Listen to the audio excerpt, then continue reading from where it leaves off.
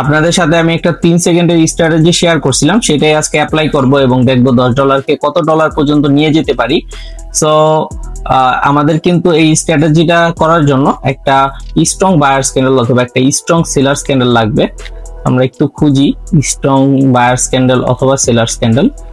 So দেখতে পারতেছি না, সব ক্যান্ডেল গুলাই কিন্তু ডোজি হইতেছে। ওকে, এখানে কিন্তু একটা স্ট্রং বায়ার্স ক্যান্ডেল আছে।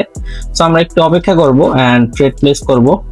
ওকে, ডাউনের দিকে আসছে এন্ড আমরা ট্রেডটা কিন্তু প্লেস করে দিছি। এন্ড যারা আমার ভিডিওটা দেখছেন আগে তারা বুঝতে পারবেন এখানে আমি ট্রেডটা কেন প্লেস করছি। এন্ড প্রফিট কিন্তু আমার হয়ে গেছে। সো $10 থেকে $19 কিন্তু অলরেডি হয়ে গেছে। আমরা আরেকটা স্টেপ যাব।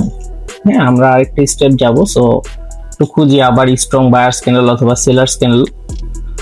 আমরা যেখানে পাবো সেখানে ট্রেড প্লেস করব। এন্ড আপনারা যারা স্ট্র্যাটেজিটা বোঝেন নাই তাদের জন্য একটু বলে দিই। দেখেন, মার্কেটে যখন একটা স্ট্রং ক্যান্ডেল থাকে, রেড ক্যান্ডেল অথবা গ্রিন ক্যান্ডেল, ওকে ওকে, সুন্দর অপরচুনিটি আছে। এন্ড দেখেন গাইস, আমি ট্রেড নেওয়ার সাথে সাথে কিন্তু বুম করছে মার্কেট। সো মার্কেটে যখন একটা স্ট্রং ক্যান্ডেল থাকে এবং মাঝে মধ্যে সেলার্স একটু অ্যাক্টিভ হইতে চায়, তখন আপনি ট্রেডটা প্লেস করবেন এন্ড দেখবেন বায়ার্স অ্যাক্টিভ হয়ে সেই মার্কেটটাকে উপরে নিয়ে গেছে। সো সিম্পল একটা স্ট্র্যাটেজি এন্ড আপনাদেরকে দুইটা ভিডিওর মাধ্যমে আমি বুঝাই দিছি। দেখেন, আমার মাত্র দুইটা ট্রেডে $10কে $36 কনভার্ট করে ফেললাম।